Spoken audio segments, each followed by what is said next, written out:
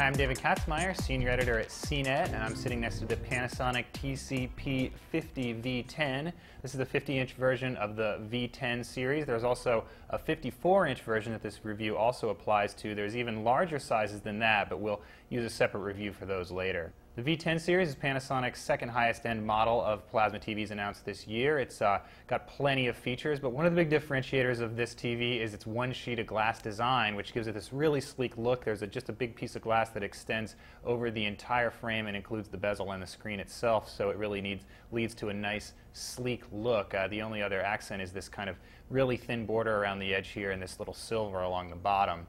The TV also has a swivel stand, so this entire round stand has sort of a lazy Susan on the bottom of it that allows you to swivel it to either side, which is a nice bonus.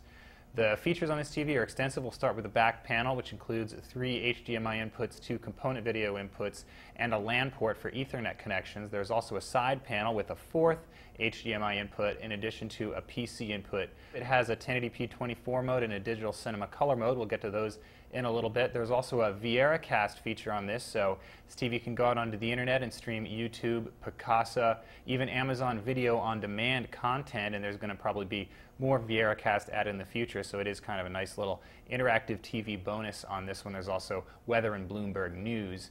The set also has more picture controls than a lot of other Panasonic TVs. It has a Pro setting menu that's only on the custom preset that includes adjustments for white balance, gamma, and a lot of the other more esoteric functions. Also allows us to really dial in the color on this TV.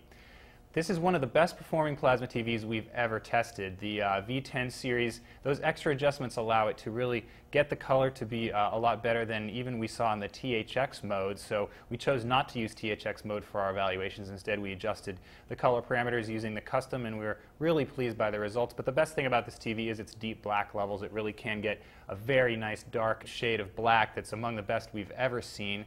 The color on this TV, again, after adjustment, is pretty darn good, although not perfect. And the video processing is excellent. We were able to use that 1080p 24 mode to preserve the native frame rate of film without that flicker that we've seen on previous Panasonic plasmas.